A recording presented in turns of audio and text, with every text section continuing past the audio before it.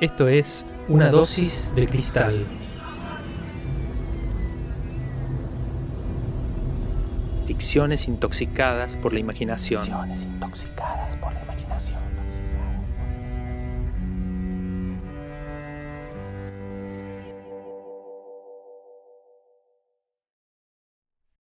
Hola, soy Martín Cristal y en este episodio les voy a leer el cuento La hija del ingeniero Trevor, incluido en mi libro El sueño del tsunami. Espero que les guste. La hija del ingeniero Trevor. 1951. A Emma se le complicó el embarazo en los últimos meses. El médico le indicó reposo absoluto. El marido de Emma decidió extender esa indicación a su propia persona.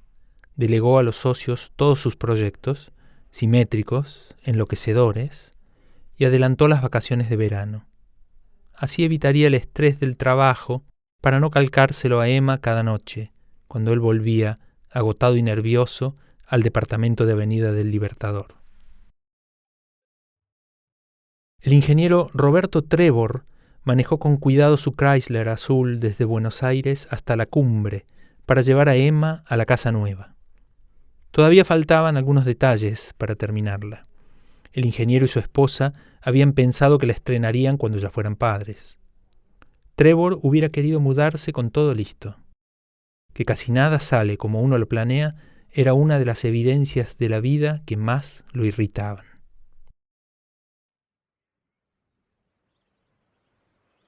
Apenas llegaron, Emma y Bob, como le decía ella, reconocieron el cambio de aire y se felicitaron por haber venido. Trevor depositó a su mujer en una cama mullida y blanca, como quien deja la joya más preciada entre algodones. Mientras Emma leía y descansaba, Trevor jugaba al golf, excepto los días en que pretendían que, como los demás socios, él también colaborase en la remoción de piedras de los fairways o en el combate contra hormigueros interminables. Esos días, Trevor no pisaba el club. Más tarde, presentaba como excusa los cuidados de su esposa o la terminación de la casa. Un día, los interruptores de la luz. Otro, los cortinados. Otro, la cerrajería completa. La casa era para las vacaciones y para habitarla en forma permanente cuando al ingeniero le llegara el retiro. Emma la había soñado solitaria, en medio del campo, pero Bob no había querido perderse el golf. El consenso decantó por esa villa despegada de las medianeras, con el aire inglés de sus techos de chapa y de las aberturas metálicas con vidrios repartidos. Un diseño romántico. Aunque recién hecha, la casa daría la impresión de haber sido construida mucho antes del aluvión de chalets californianos que regó las sierras de Córdoba en los años 40. Haría pensar incluso en las postrimerías del siglo XIX, sobre todo por la simetría axial de la fachada.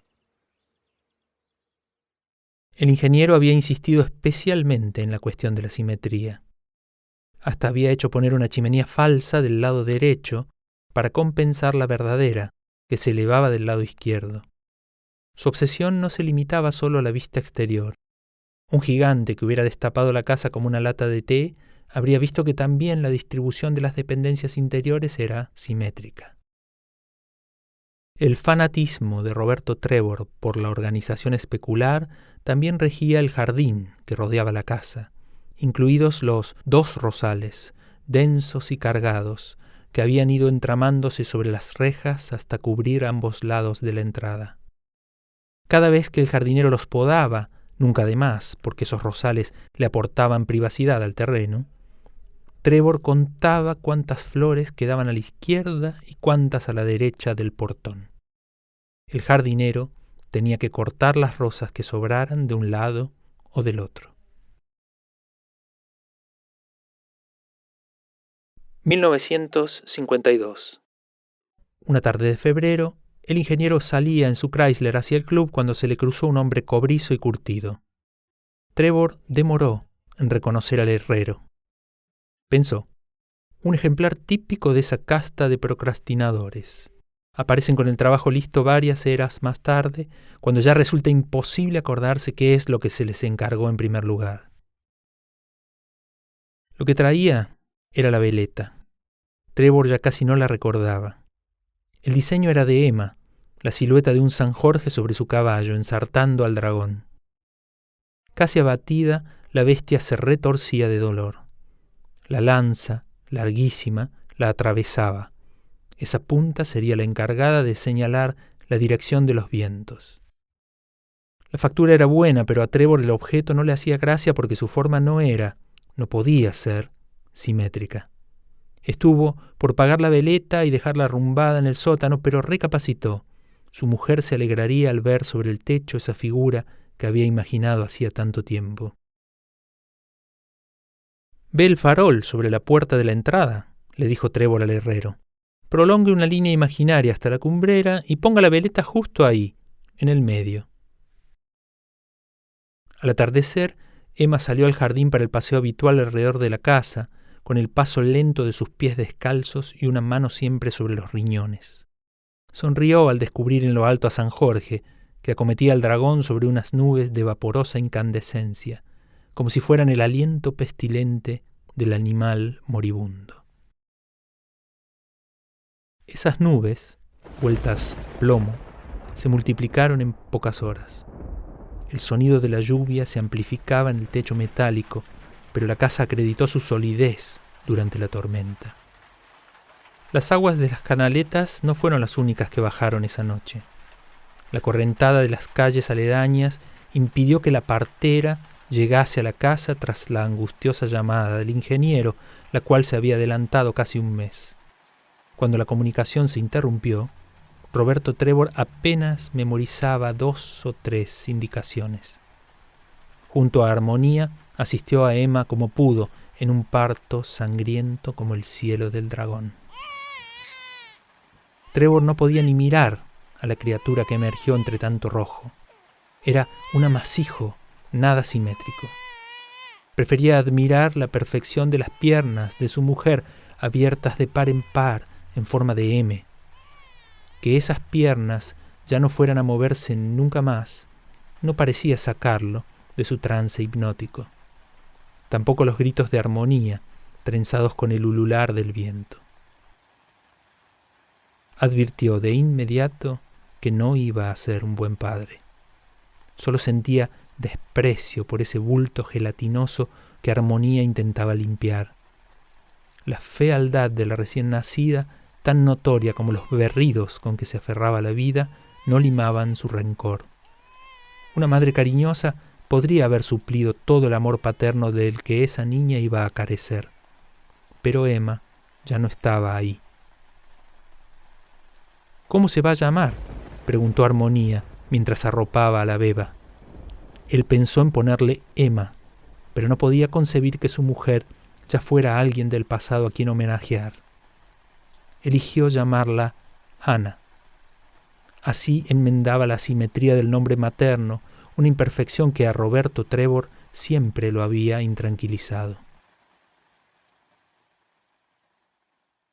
La criatura habría ido a parar a un orfanato si la empleada no hubiera suplicado por ella. Resultó buen negocio para todos. Armonía no podía tener hijos, pero ahora tenía una niña. Él había esgrimido una planilla de gastos bastante sesgada y así había conseguido que la mujer le mantuviera y le cuidara la casa prácticamente gratis. En los años siguientes, el ingeniero pasó todas sus vacaciones en la cumbre. Casi no veía a la niña. Se instalaba en el ala derecha, la opuesta a aquella donde dormían la criada y Ana. El momento más difícil era la visita obligada al cementerio. Por lo demás, disfrutaba diariamente del golf. Jugando se olvidaba de todo. Solo debía tolerar, al volver a la casa, que unos ojos de pescado lo espiasen con miedo, incrustados en esa cabeza hidropésica que de vez en cuando se asomaba bamboleante desde atrás de alguna puerta. Esa actitud hacia él reverdecía el resentimiento del ingeniero. Era como si, con ese temor ostensible, la niña asumiera su propia culpa por la muerte de Emma.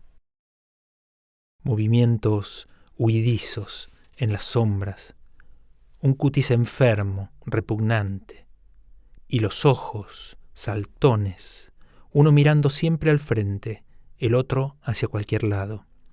Solo el cabello de Ana estaba siempre impecable. Era lo poco que Armonía podía hacer por su aspecto. Peinar ese telón lacio y negro, siempre abierto donde la frente se abultaba, fuera de toda proporción. 1959. Octavo verano consecutivo en la cumbre, una tradición que el ingeniero no ha sabido sacarse de encima. Acaba de volver del club, malhumorado. En el hoyo 18 un bunker se confabuló en su contra. Mientras se sirve el whisky de la tarde, considera seriamente vender la casa. Una idea en la que su nueva secretaria de Buenos Aires viene insistiendo hace rato. También hay verano y canchas de golf en otras partes del país, suele decirle ella. Es una mujer joven, atractiva, muy soltera. El alarido de Armonía llega desde la otra punta de la casa, borrando pensamientos y cuentas. El ingeniero corre por habitaciones que, si bien tienen funciones diferentes, una vez pasado el eje central de la casa repiten las formas y las medidas de las que ya ha atravesado. Encuentra a Armonía al final del pasillo, mirando hacia el interior de uno de los baños. La criada se tapa la boca con ambas manos. En medio del baño, chuecas sobre la alfombrita redonda de felpa celeste, hay 2 Anas, desnudas, indistinguibles en el reparto de abscesos y lunares.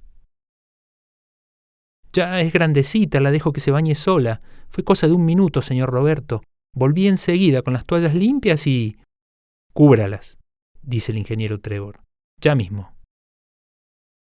Los toallones blancos que ahora las tapan como a 2 monjas parecen aumentar la monstruosidad del par.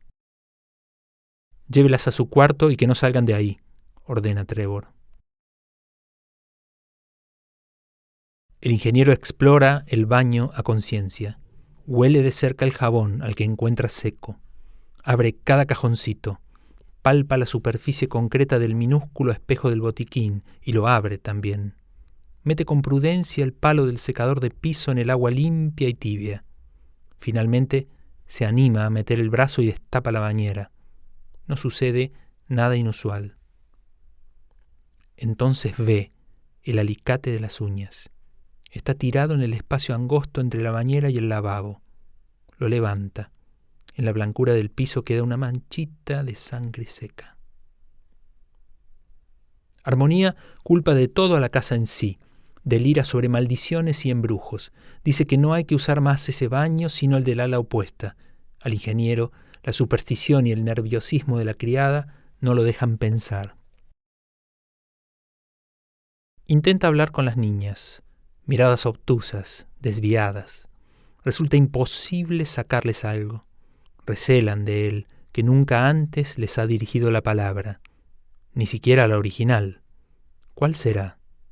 A esa el ingeniero siempre la ha tratado con un desprecio apenas disimulado por la rigidez de las normas parentales de la época.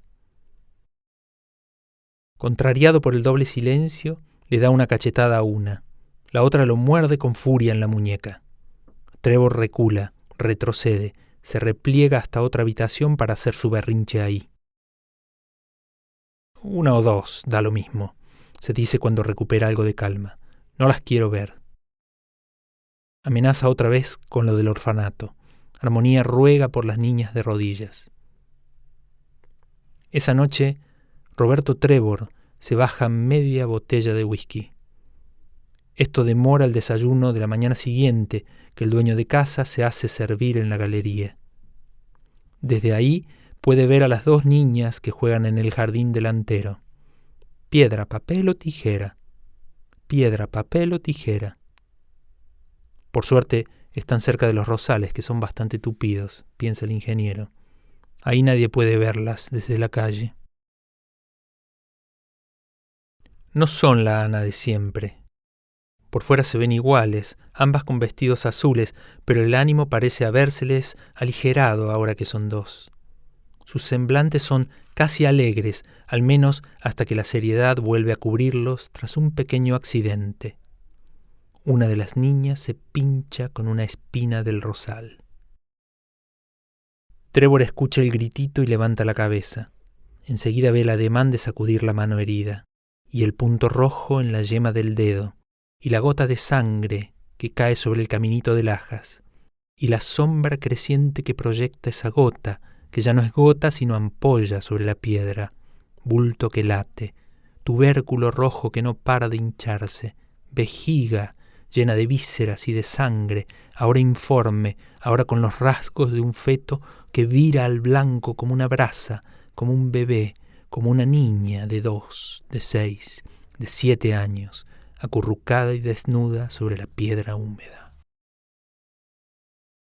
La otra niña de azul sonríe y hace su intento. Extiende una mano hacia el rosal. Son 4 ahora, 2 vestidas y 2 desnudas. Roberto Trevor llama a la criada a gritos. No se atreve a salir al jardín. Parece que hoy no habrá golf. Al mediodía, la mesa del comedor está más llena que nunca. El ingeniero donde siempre, en la cabecera. 2 niñas a su izquierda y 2 a su derecha. Las 2 más cercanas a él visten de azul, las otras 2 de gris. Armonía ya almorzó en la cocina. Por orden de Trevor, el menú son verduras hervidas en daditos. Todos comen con cuchara. No hay elementos cortantes en la mesa. Mientras ellos comen, Armonía revisa los 4 dormitorios y retira todo lo que tenga punta o filo. Después sigue con el resto de la casa. La cocina es lo que más tiempo le lleva. Cuchillos, tenedores, picahielos, tijeras, abrelatas, ralladores de queso. Todo va a parar al baúl del flamante Kaiser Carabela del ingeniero.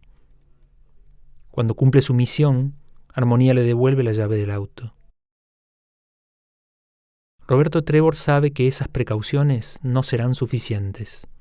Bastaría una astilla de madera o que se animen a romper un vidrio, o que se rasguñen o se muerdan entre ellas. No pueden seguir juntas, piensa. Tampoco salir al jardín. Va a haber que guardarlas como si fueran hemofílicas.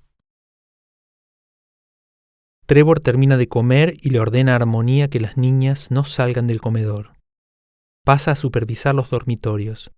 Extrema las medidas. Saca las perchas de los roperos, tira los barrales de las cortinas. Los 4 cuartos quedan casi pelados. En eso llega el jardinero, una visita regular que hoy es muy inoportuna. Vine a emparejar la hiedra del lado derecho, dice. Trevor le ordena postergar esa labor y sacar los rosales completos. ¿Todos?, pregunta el viejo. Sí, dice el ingeniero. Pero es que hoy traje la escalera larga para la hiedra, dice el jardinero, señalando su carro. Déjela allá atrás, así ya no tiene que traerla mañana, dice Trevor. Hoy, ocúpese de los rosales. Al jardinero le lleva toda la tarde deshacer el abrazo de los rosales y las rejas. Cuando por fin se va en su carro, se lleva una colosal corona de espinas. El frente de la casa ahora es transparente a los vecinos. Trevor entra y escucha a las niñas en el comedor. 2 y 2 son 4, 4 y 2 son 6, 6 y 2 son 8 y 8, 16. Oye aplausos y risas. 4 voces todavía. Un alivio. El ingeniero reparte a cada niña en un dormitorio distinto. Las lleva de la mano. Es la primera vez que las toca. Tras cerrar cada puerta con llave, prueba con fuerza el pomo broncíneo del picaporte. Armonía atestigua el procedimiento con una angustia creciente. El whisky llega más temprano que de costumbre y se extiende sin pausa hasta que el reloj de péndulo da las 10 de la noche. De lejos, golpes en una puerta. Alguna de las niñas, que se queja del hambre. Armonía insiste en abrirle, pero un desaliñado Trevor le niega las llaves una vez más. La discusión los persigue por toda la casa. Armonía se planta en la cocina, amenaza con llamar a la policía.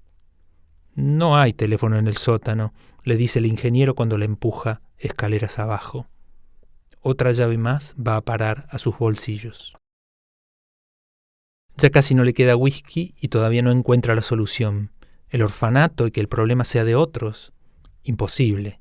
¿Cómo va a explicar que ahora tiene 4 hijas idénticas? ¿Y qué va a pasar si allá siguen con el jueguito de los pinchazos? Cada jeringa, cada alfiler, una Ana más. Y cuando menstruen, se horroriza Trevor. Imagina un mundo repleto de Anas que lo buscan hasta encontrarlo. Ningún ejército lograría contenerlas. Cada vez que las hirieran, ellas serían más y más, hasta que su inocencia se transformase en el reconocimiento de su propio poder. Ese sería el fin. No tiene paciencia para esperar que mueran de hambre. Debe hacerse sin sangre. Busca el veneno para ratas en la casilla del fondo. Después vuelve a la cocina. Muele, troza, hierve, apizona. Un puré de calabazas. Algo sencillo. Golpea en la puerta del primer cuarto. ¿Tenés hambre? Sí, dice la niña. Trevor apenas abre la puerta, como si estuviera ante la celda de un criminal peligroso. El interior está oscuro. Deja el plato anaranjado en el suelo. Una cuchara. Vuelve a trabar la puerta. Una tras otra les da su cena a las 4 prisioneras. Se recuesta en el sillón de la sala y espera. Piensa que no podrá dormirse, pero el whisky que bebió opina lo contrario. Lo despierta un viento que enloquece a los árboles. Algunos goterones ya pegan en las ventanas. Trevor mira el reloj de la sala, casi las 3 de la mañana. Piensa en irse a la cama. Tarda casi un minuto en recordar los 4 motivos de su infelicidad. No hay ninguna lámpara prendida. Se ha cortado la luz. Trevor busca una linterna en la cocina y va hasta el primer cuarto. Abre la puerta muy despacio. La encuentra boca arriba en el piso. Muerta, no cabe duda. Pero antes de morir ha vomitado. Sangre. De la sangre salen huellas, pasos, hacia el ropero. Trevor abre las 2 hojas con cuidado. Encuentra una nueva Ana, desnuda en una esquina del ropero vacío. Los pies tintos de sangre. Tiembla. ¿De frío? No. Es ese miedo que a él le renueva el odio. La estrangula con sus propias manos. Deja el cuerpo en el ropero. Va a la habitación siguiente. Ya se escucha la lluvia sobre el techo metálico. La segunda agoniza. Se retuerce sobre la cama doble. La cama del ingeniero. La cama donde Emma murió de piernas abiertas. Esta Ana no ha vomitado. Trevor elige una almohada. Oprime como si quisiera tomar el molde de esa cara de pescado. Después revisa el ropero, por si acaso. Entra en la tercera habitación. El plato vacío, la ventana abierta, la cabeza deforme atrapada entre los barrotes. Le palpa la carótida. No hay pulso, ni nada en el ropero. Pero entonces, un ruido. Viene de la habitación de al lado. Se apura por el pasillo, abre la puerta lentamente, barre el cuarto con la linterna. Un destello metálico en el piso. Es la cuchara caída, el plato aún sobre las sábanas. Se acerca a inspeccionarlo, casi intacto. Trevor se agacha para mirar debajo de la cama. La niña sale de atrás de la puerta y corre hacia la galería delantera, al jardín. El ingeniero va tras ella. La linterna abre un túnel lleno de gotas brillantes. Cada tanto, unas nubes indecisas se encienden con timidez para apagarse casi enseguida. El candado sigue en el portón. Los rosales ya no, aunque al ingeniero lo que ahora le preocupan no son las plantas, sino la reja. ¿Podría trepar y pincharse con esas puntas? Quizás no busca duplicarse, quizás solo quiere escapar. porque crear a otra no la salvaría de la muerte a ella, ¿o sí? Descubre que esta última Ana no ha elegido la obviedad de correr hacia el frente. Su ingenuidad infantil ha querido engañarlo. Un relámpago delator se la muestra. La niña va hacia la parte trasera del jardín. Sin embargo, cuando Trevor rodea la casa, no encuentra a nadie en el fondo. Solo ve las piernas muertas de la tercera Ana. Todavía cuelgan por la ventana de su cuarto. Otro relámpago amigo le revela el fogonazo de una bombacha blanca. La ve allá arriba, casi al final de la larga escalera que el jardinero trajo para emparejar la hiedra. La lluvia envuelve a Ana. Trevor le desea un resbalón, una caída. Sacude la escalera, pero no lo hace muy convencido. ¿Acaso podría garantizar un impacto que no abriera heridas? La niña llega al techo y se pierde de vista. No tiene escapatoria. El ingeniero controla que la escalera esté bien asegurada en los ganchos de la pared. Tira la linterna al pasto, se toma con las dos manos y sube. El agua baja por las ondulaciones del techo. No será fácil trepar la pendiente de chapa, pero tampoco imposible. Ella es apenas una niña y lo ha logrado sola.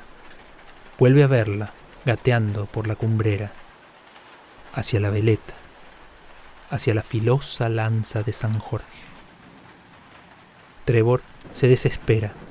Da 4 o 5 pasos de equilibrista por la cornisa blanca, cada vez más veloces. Quiere inventar un atajo, quiere ganar impulso para luego subir la diagonal del techo en 2 o 3 zancadas. Tiene que llegar antes que ella. Y lo consigue. Llega antes, aunque con demasiado ímpetu. Pensaba que el hierro de la veleta resistiría, que sería su ancla ahí arriba, su mástil en la tormenta. Pero el hierrito se dobla. No puede sostener el peso de un hombre amargado, ni detener esa fuerza que atropella de un lado del techo y pasa de largo hacia el otro. La inercia, algo que un ingeniero en otras condiciones hubiera calculado mejor. Y después, la gravedad, ese hombre que cae, que poco antes de romperse el cuello sobre los escalones de la entrada, roza con su zapato el farol apagado y lo tuerce un poco, casi nada, apenas lo justo como para deshacer, de una vez y para siempre, la simetría asfixiante de la casa.